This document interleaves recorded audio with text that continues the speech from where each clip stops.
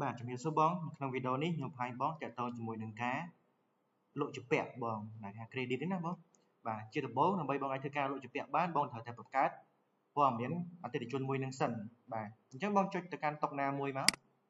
អូខេតោះមកបងចុចទៅលើ icon រូបមនុស្សនេះមួយមក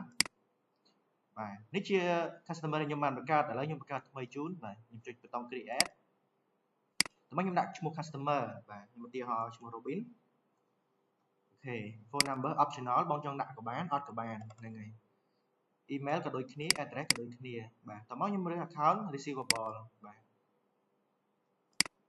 អូខេបន្ទាប់ពីខ្ញុំរើស account receivable ខ្ញុំចុចធ្វើការ save ខ្ញុំចុច OK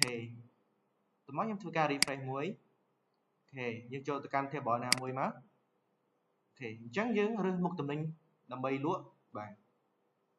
ឬក៏យើងរើស customer មុនក៏បានដែរយើងចុចរូប icon បាទនេះជា customer ខ្ញុំបានបង្កើតអំបញ្ញមិញហ្នឹងបាទឈ្មោះ Robin ខ្ញុំចុចធ្វើការ select បាទចុចរូបសញ្ញាព្រួយនេះមួយមកអូខេអញ្ចឹង customer ហ្នឹងលោតមកខាងនេះហើយតោះមកបងចុចធ្វើការរើសមុខទំនិញដែលគាត់ទិញបាទ cafe នឹងមានអីចឹងមកបាទតោះមកបងធ្វើការ pay បាទនៅក្នុងកន្លោននេះបងពុំចាំបាច់ធ្វើការបំពេញនៅទឹកប្រាក់ទេដោយសារតែគាត់ជាពាក់យើងណាបងបាទ$4បាទយើងធ្វើការ pay អញ្ចឹងវានឹង alert message មកមួយថាយើងព្រមឲ្យគាត់ជាពាក់អត់ឈ្មោះ customer Robin ហ្នឹងណាអូខេ due date នេះគឺថ្ងៃដែលយើងរើសដែលគាត់ធ្វើការទូទាត់លុយសងយើងណាបងបាទខ្ញុំចុចរូប calendar អញ្ចឹងខ្ញុំរើសថ្ងៃទី31គាត់នឹង pay back លុយហ្នឹងមកយើងវិញបាទទីខា yes មក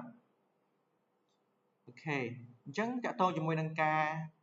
លុយជាពាក់គឺមានតែប៉ុណ្្នឹងទេបងអរគុណច្រើនបង